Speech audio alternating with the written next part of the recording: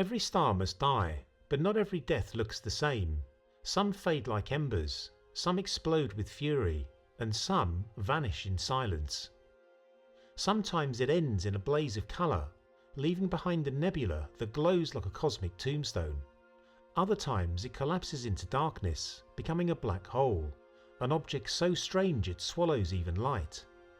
These endings shape the universe itself, sculpting galaxies, seeding new stars and creating the elements that make us. So tonight we'll follow a star to its final breath and ask, how many ways can a star die? Not all stars go out with a bang. The smallest ones, like red dwarfs, can burn for trillions of years. That's longer than the universe has even existed. None have died yet, but when they do, they won't be a flash. They'll just slowly cool and fade, leaving behind cold dark embers known as black dwarfs, adrift in space. For our own sun, it won't have such a quiet end. It's too big for that. Billions of years from now, it will swell into a red giant, swallowing Mercury and Venus and scorching Earth. Then it will gently shed its outer layers into a glowing bubble of gas, forming a planetary nebula, possibly like the Ring Nebula. And across the night sky there are other planetary nebulae that echo the Sun's fate. The Helix Nebula, often called the Eye of God, or the intricate Cat's Eye Nebula, each a haunting reminder that beauty often follows destruction. What remains of our Sun will shrink into a white dwarf, a dense stellar corpse the size of Earth. We've already glimpsed one close to home, Sirius B, the faint companion to the brightest star in our sky. Once blazing with energy, it now glows dimly, a stellar ember frozen in time. It's a quiet ending, a graceful reminder that even the light of stars fades. But some stars are just too massive for a peaceful exit. Their lives burn hot and fast, and their deaths are spectacular.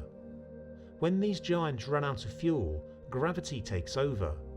Their cores collapse in a fraction of a second, and the star tears itself apart in a supernova. In that moment, a single star can outshine an entire galaxy. We see the echoes of these explosions across the cosmos. The Crab Nebula is one such remnant, a swirling tapestry of gas and dust, born from a star that lit up Earth's skies nearly 1,000 years ago. Cassiopeia A, another shattered giant, still glows with the shockwaves of its own destruction. And in the Large Magellanic Cloud, SN 1987A gave us a front row seat to one of the brightest supernovae in modern times. What's left depends on the star's size.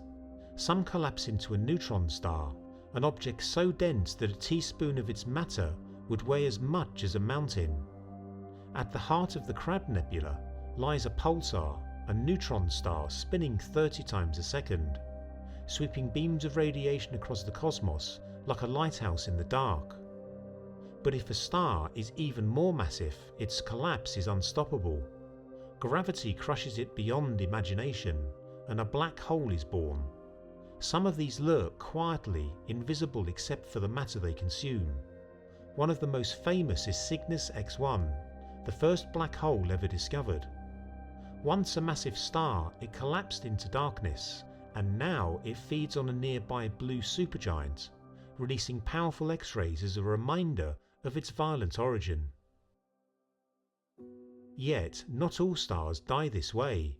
Astronomers suspect there's another kind of ending, the fouled supernova. Sometimes a star shows signs it's about to explode, and then nothing. No blinding flash, no expanding nebula, just silence. A light that was once steady simply blinks out. Astronomers think this may be a star collapsing straight into a black hole, a death so fast the universe barely notices. One candidate was spotted in the Fireworks Galaxy, NG 6946. Hubble had once captured a brilliant red supergiant, 25 times the mass of the Sun. But by 2009 it was gone. There was no explosion, no debris cloud, only the faint signature of matter falling inward. If confirmed, this would be the first failed supernova ever caught, a star that died in silence. In the end, the death of a star is never really the end, because white dwarfs still glow, neutron stars still spin, black holes still shape galaxies, and supernovae scatter the building blocks of life into the cosmos. Every atom in your body heavier than hydrogen, from the calcium in your bones to the iron in your blood, was forged in the heart of a dying star. The universe is not just a stage for destruction, but a cycle of endings and beginnings, of deaths that give rise to new worlds. And perhaps the most extraordinary truth is this: when stars die, they don't just leave behind black holes or glowing nebulae, they leave behind us.